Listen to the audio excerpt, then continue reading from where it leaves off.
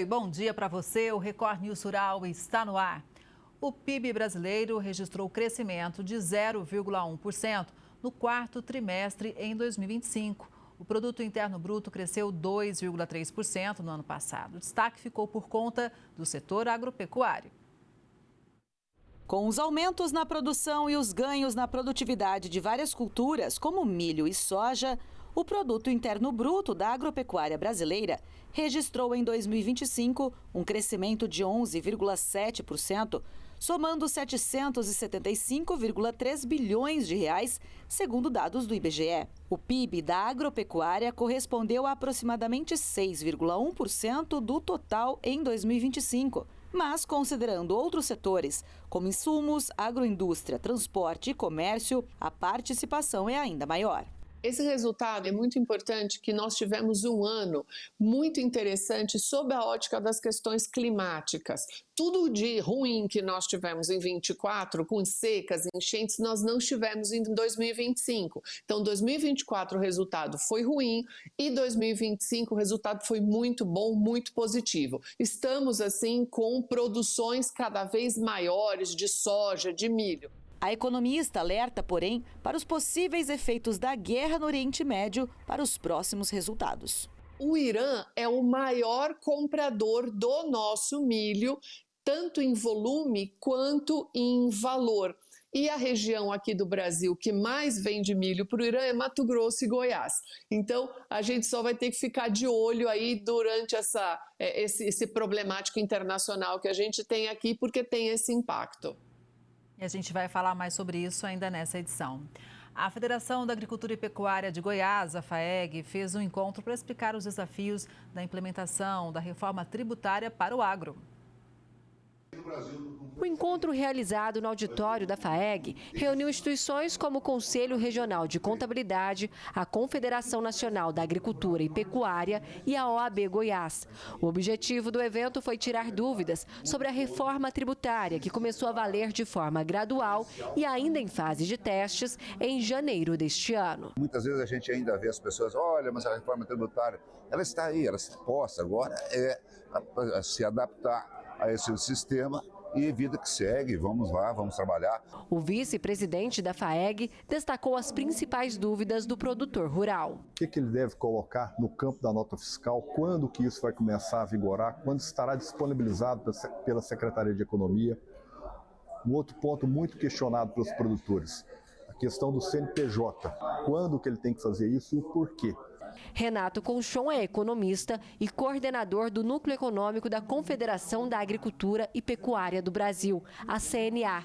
Ele detalhou as principais mudanças trazidas pela reforma tributária no setor do agro. Dentre as principais mudanças, nós temos a simplificação dos processos e a unificação de tributos, como o ICMS e o ISS, o ICMS estadual e o ISS municipal, vão se transformar no IBS, o Imposto sobre Bens e Serviços.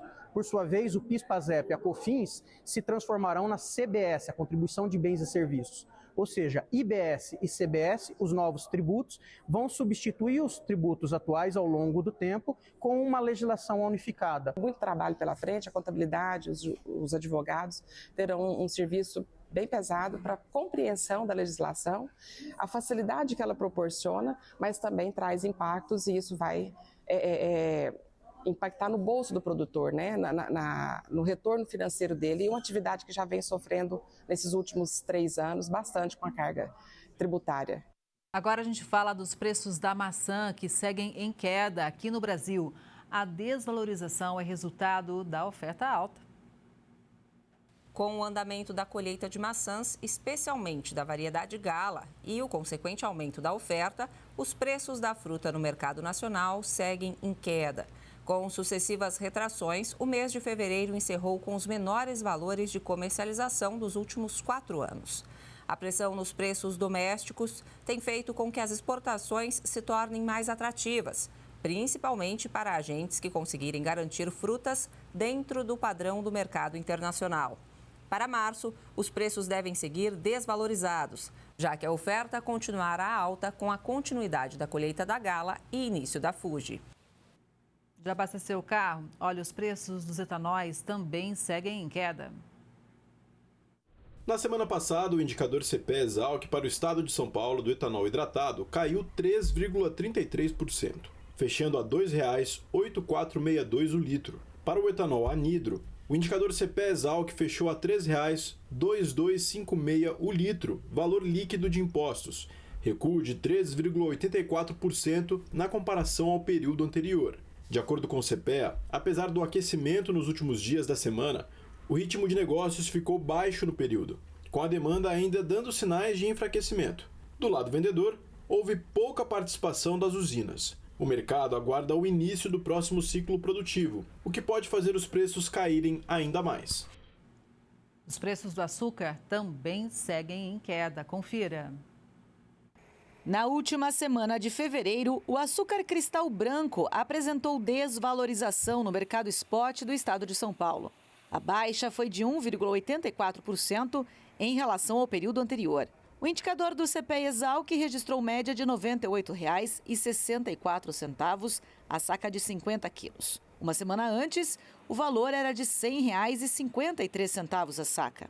Pesquisadores do CPEA apontam oscilações ao longo da semana, com leve recuperação nos últimos dias. A retomada gradual da liquidez no mercado é reflexo da recomposição das atividades dos agentes. O ambiente de negociações está mais consistente, o que pode fazer os valores reagirem. No Rio Grande do Sul, agricultores usam um tipo de protetor solar para proteger as melancias de queimaduras, isso antes da colheita. Com as temperaturas acima do normal, não é só o agricultor que sofre com o sol intenso. A plantação também. É muito calor, muito sol quente em cima. Com as temperaturas em média 5 graus acima da média normal para essa época do ano aqui no Rio Grande do Sul, a preocupação dos agricultores é proteger folhas e frutos do sol. Por isso, os produtores passaram a utilizar uma espécie de filtro solar, que é essa camada branca que protege a melancia da radiação intensa e evita queimaduras. É um composto feito à base de caulim, uma argila branca usada na construção civil. Diluído em água, o produto não é tóxico nem para as frutas, nem para quem as consome.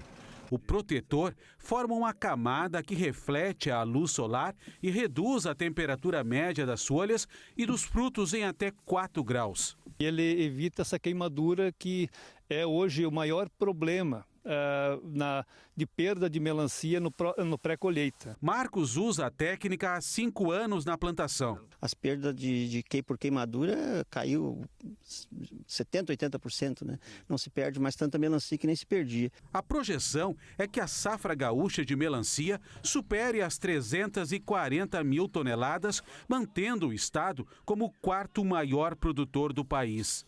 Mais protegidas do sol, as melancias ficam ainda mais doces e suculentas. Vamos ver agora como fica o tempo em todo o país.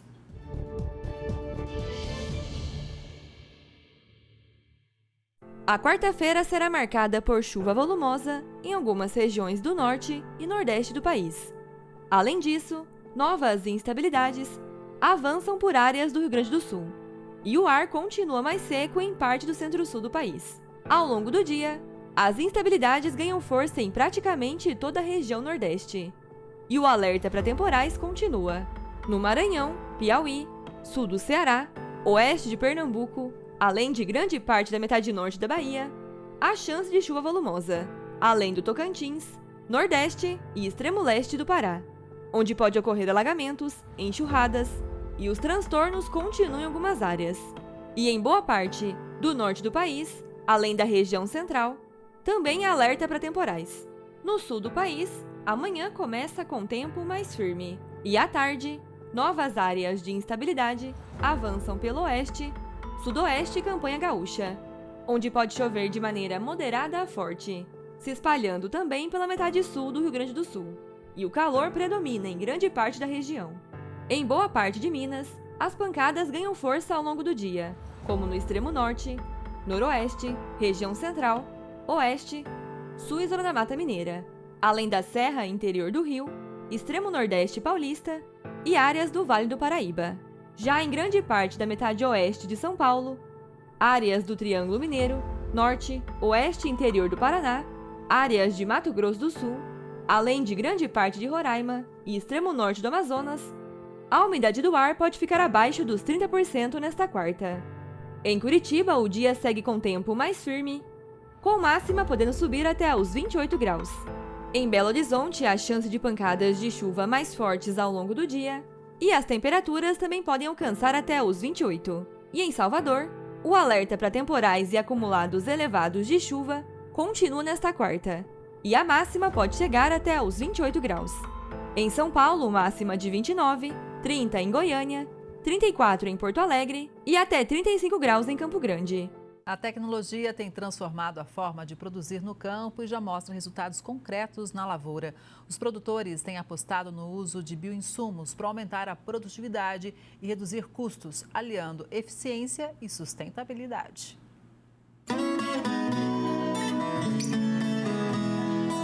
A soja já está quase no ponto de ser colhida. Os trabalhos já vão começar. A lavoura respondeu bem a todos os cuidados. Olha só a quantidade de vagens em cada pé. A expectativa do agricultor é colher cerca de 70 sacas por hectare. Além de todo o manejo tradicional, outro fator foi determinante para a boa produtividade: o uso dos bioinsumos, que foram aplicados desde o pré-plantio. A gente plantou essa área 18 de outubro, dia 15 de outubro, perdão. E a gente faz no pré-plantio, depois de 25 dias a gente faz a segunda dose, para que a planta pegue mais resistência nas folhas e enraizamento, que ele possa aprofundar as raízes, criando mais absorção, pegando mais nutrientes do solo. Denis está há 6 anos na atividade e há 3 usa os defensivos biológicos para tratar o solo e combater pragas. Uma estratégia eficiente e sustentável que reduz o custo com os insumos químicos e aumenta a produtividade sem agredir o solo. A gente viu um diferencial muito grande nas lavouras em questão de estabilidade e saneidade da planta. A gente conseguiu reduzir um pouco o custo, até 8 a 10% dos insumos, que são os químicos, né, que hoje as lavouras gastam muito mais. E a gente viu que hoje os micro-organismos estão na nossa parte hoje da biota do solo. Eles fazem a resistência da planta, enraizamento, inoculação, faz sempre uma despolinização do solo. E com isso a gente consegue ter teto produtivo, aumento de grãos, né? Os bioinsumos são produtos feitos a partir de organismos vivos, como bactérias, fungos e outros micro-organismos. São usados em diversas culturas para proteger a lavoura, fortalecer as plantas e melhorar a qualidade do solo. Tecnologia que tem ganhado cada vez mais espaço no campo. A utilização dos bioinsumos no Brasil não é de hoje. Começou na década de 80. A primeira cultura a utilizar em grande escala foi a soja, pioneira nessa tecnologia. Com o passar dos anos, o acesso a esses produtos ficou mais democrático. Hoje, para se ter uma ideia, mais de 60% dos produtores brasileiros já utilizam os biológicos na lavoura. Hoje são mais de 900 produtos registrados no país. Basicamente são a tecnologia do passado que está renovando o agro, na qual a gente coloca micro-organismos benéficos no solo para melhorar a agricultura, rejuvenescer o solo e melhorar a parte nutricional das plantas e, no fim, trazer economia para o produtor e melhor rentabilidade no final da safra. Os insumos biológicos englobam várias categorias para o manejo agrícola, como os inoculantes, bactérias e fungos que melhoram a fixação do nitrogênio, os bioestimulantes, que estimulam o desenvolvimento da raiz, e os defensivos, que fazem o controle natural das pragas. A tendência economicamente viável veio para ficar. Uma vez que se usa o bioinsumo de forma correta, automaticamente ele reduz custo, porque ele tem muito custo de entradas, porque com o tempo, o clima, automaticamente entram os patogênicos, né? Então acaba que atrapalha e adoece a planta, e nesse caso ele deixa de usar os agrotóxicos e começa a usar, a ter confiança e a usar essa parte sustentável que é mais econômica e mais rentável no final. Nesta fazenda, o aumento da produtividade foi de quase 10% e a economia com os defensivos foi de 8%. Consciência aplicada ao campo e resultados que aparecem na prática, os bioinsumos reforçam uma mudança estratégica na forma de produzir alimentos no Brasil, com responsabilidade ambiental e eficiência.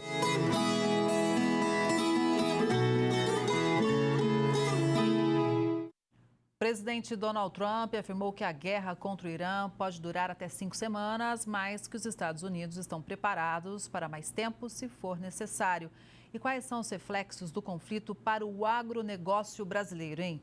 Quem chega para fazer uma análise é o Daniel Vargas, que é professor da FGV Direito Rio e da Escola de Economia da FGV em São Paulo. Bom dia, Daniel. Seja sempre muito bem-vindo ao Record News Rural. Prazer é todo meu, Kelly. Daniel, a gente sabe da importância do Irã, principalmente para a cultura do milho. Obviamente, essa tensão gera uma grande apreensão aqui no Brasil? Sem dúvida, Kelly. A gente sabe que essa crise no Oriente Médio, tem o Irã como epicentro, vai gerar um conjunto de efeitos em cascata que vai mexer nas relações do Brasil com o Oriente Médio, com o Irã em particular, mas também com outras economias do mundo. E um dos efeitos mais diretos dessa crise diz respeito à maneira como a relação econômica entre Irã e Brasil vai ser afetada, tanto naquilo que nós compramos deles, como, por exemplo, os fertilizantes, como naquilo em que nós vendemos para eles. E entre os principais produtos da pauta de exportação brasileira para o Oriente Médio, para o Irã em particular, está o milho. 23% de todo o milho que nós vendemos vai para o Irã. 32% do milho exportado pelo Brasil tem como destino países do Oriente Médio. E na medida em que essa crise pode mexer na própria capacidade de compra do Irã, nós não sabemos se isso vai reverter, se isso vai impactar a capacidade de importação do país, sobretudo a partir do meio do ano, quando as vendas de milho começam a ir em escala para lá. Pois é, e a gente lembra também em relação ao fertilizante, aos adubos que a gente importa. Obviamente, se tem esse conflito, a gente pode esperar um aumento de preço? É inevitável, Pedro. Nós sabemos que os principais produtos importados pelo Brasil do Irã são ureia e derivados. 85% do que a gente compra, importa do Irã, são esses nutrientes fundamentais para a produção agrícola brasileira, os chamados nitrogenados. Algo em torno de 70 milhões de dólares que a gente consome anualmente. Parece pouco se a gente for pensar que no agregado nós importamos 10 bilhões de dólares de fertilizantes do mundo no ano passado. A Rússia é o grande e principal exportador para nós. Mas a gente sabe que o Irã tem uma posição estratégica, não só no mercado de ureia, mas também no mercado de fertilizantes em geral. Isso porque o país é um produtor muito relevante de ureia, portanto, o que acontece lá influencia o preço da ureia, que é uma espécie de commodity, no mercado global. O que significa que aqueles produtores brasileiros, em particular de milho, que usa muito nitrogenado, que ainda não estejam com a compra de ureia realizada e entregue, podem sofrer o impacto com o aumento desse preço que acontece de forma quase que imediata. Aliás, Kelly, quando a gente observa e faz um paralelo entre outras crises econômicas que afetam o agro, como, por exemplo, em 2007, quando teve um grande impacto com a crise de petróleo e de desabastecimento, depois em 2011 com a Primavera Árabe, depois com a guerra da Ucrânia em 2022, sempre existe uma relação mais ou menos comum, que primeiro se aumenta o preço do petróleo e quase que imediatamente, na mesma proporção, se aumenta o preço dos nitrogenados. Então a tendência agora é que isso também aconteça, o que vai sim encarecer o preço desses produtos importados pelo Brasil. Eu gosto sempre de ampliar aqui para a nossa realidade, até inclusive em relação ao consumidor final. A gente sabe que o milho é um insumo importante para a ração animal e a gente pode então sentir um reflexo no bolso, lá na gôndola do supermercado também? Kelly, a gente sabe que uma das grandes perguntas que definem a análise de impacto dessas crises, como essa que nós estamos vivendo, é a velocidade e o foco do impacto causado pela crise numa ponta até chegar no supermercado na outra ponta. Em alguns produtos, o tempo de viagem demora. Então, por exemplo, eu creio, inclusive, que em relação aos próprios fertilizantes, uma parte do produtor brasileiro já comprou, como já existe uma boa parte da nossa produção plantada, e a ureia já aplicada nas primeiras fases do milho. Então, o impacto demora um pouquinho mais do que aquilo que acontece hoje. Em outros produtos e bens, o impacto é mais direto, é mais imediato. Onde isso acontece de maneira mais evidente? No preço da energia. Então, o encarecimento do preço do petróleo, que nós já estamos vendo subir, estava em torno de $70 antes da crise, agora já está em $85. Alguns dizem que, a depender da duração da crise no Irã, isso pode chegar a 100, 120, $150 no futuro. Isso imediatamente respinga em uma série de preços da economia e rapidamente começa a ser sentido pelos países em diversas partes do mundo. Como o petróleo é uma espécie de commodity mãe, que ela está na base de praticamente todas as outras commodities e produtos que são produzidos, influencia em cascata, portanto, tudo mais o que acontece na economia, nós podemos esperar, num período de tempo relativamente curto, esse efeito sobre o preço. A mesma coisa com o câmbio. Então, nós já estamos vendo o preço do real desvalorizar em função dessa crise, a Bolsa de Valores cair, e o câmbio, outra vez, é quase que um termômetro da inflação que acontece amanhã. Se muda o câmbio, muda a nossa capacidade de compra. Vamos gastar mais dinheiro para trazer bem de fora.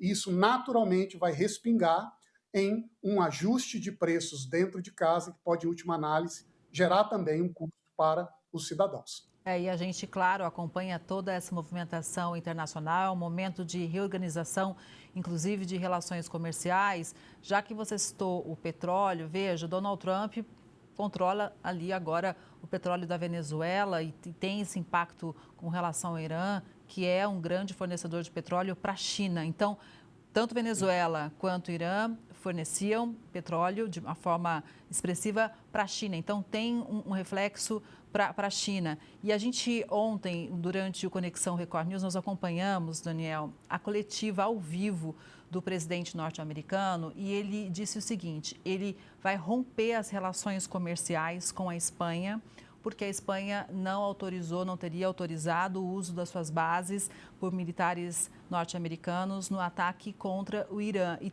está muito irritado também, Donald Trump, com o Reino Unido. Diz que não está nada satisfeito com a postura do Reino Unido. Veja, então, no meio do conflito, o presidente norte-americano ainda ventila essas situações. Como que tudo isso pode ajudar ou não o Brasil? Por exemplo, a gente, nesse contexto, pode aumentar as nossas exportações ainda mais para a China? A gente pode melhorar nossas relações comerciais com a Espanha e com o Reino Unido? Olha, Kelly, à primeira vista, a minha reação é de dizer que o impacto dessa guerra, que agora atinge contornos geopolíticos profundos, é negativa para o Brasil. Me deixe dizer por quê. Em relação ao seu primeiro ponto, me parece absolutamente central para entender o que os Estados Unidos está fazendo agora no Irã. Nós sabemos que os Estados Unidos, desde que o presidente Trump assumiu, têm feito um imenso esforço de fortalecer a capacidade competitiva da economia norte-americana em relação ao seu principal competidor, que é a China.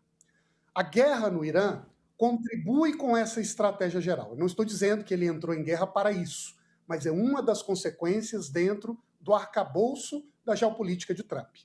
Porque hoje, lá no Oriente Médio, quando existe uma crise como essa, existe uma elevação de custos que acabam prejudicando a todos. Mas a distribuição desse impacto, desses custos, não é igual para os países. E a verdade é que os Estados Unidos, ao longo dos últimos 20 anos, se tornou não apenas um país superavitário em energia, como um exportador. E, por sua vez, a China tem em torno de 70% do petróleo que consome proveniente do Oriente Médio. Grande parte dele atravessando o Estreito de Hormuz. O que eu quero dizer? O impacto direto dessa crise que acontece no Irã atinge de maneira muito mais profunda e significativa a China do que os próprios Estados Unidos. A verdade é que os Estados Unidos, ao longo dos anos, praticamente se blindaram em relação às volatilidades energéticas do Oriente Médio. A Ásia em geral e a China em particular, não. O que significa? À medida em que essa crise avança, os custos para a economia chinesa tendem a aumentar exponencialmente. A China tem uma reserva, como todos os países grandes possuem, mas ao longo do tempo essa reserva de petróleo vai se esgotar e o custo energético vai ser sentido. Quem vai pagar o preço? De imediato, a competitividade industrial e o crescimento do PIB chinês. Se isso se concretizar ao longo do tempo, nós, brasileiros, tendemos a perder com a diminuição das nossas exportações para lá. O segundo elemento que você destacou, Kelly, muito atual, muito relevante e que também me preocupa. A decisão do Trump de dizer que vai romper relações com a Espanha sinaliza que essa é uma guerra muito mais complexa do que as guerras tradicionais. Não se está apenas disputando a soberania e a hegemonia de um território, de um povo, de uma política, mas a maneira como isso se encaixa nos interesses geopolíticos dos Estados Unidos. E eles estão dispostos a pressionar outras nações para se alinharem com o seu objetivo. Se a Espanha não está disposta a abrigar tropas americanas, não tem mais relação comercial. O comércio vira uma arma, por meio de que os Estados Unidos retaliam a decisão política do governo espanhol.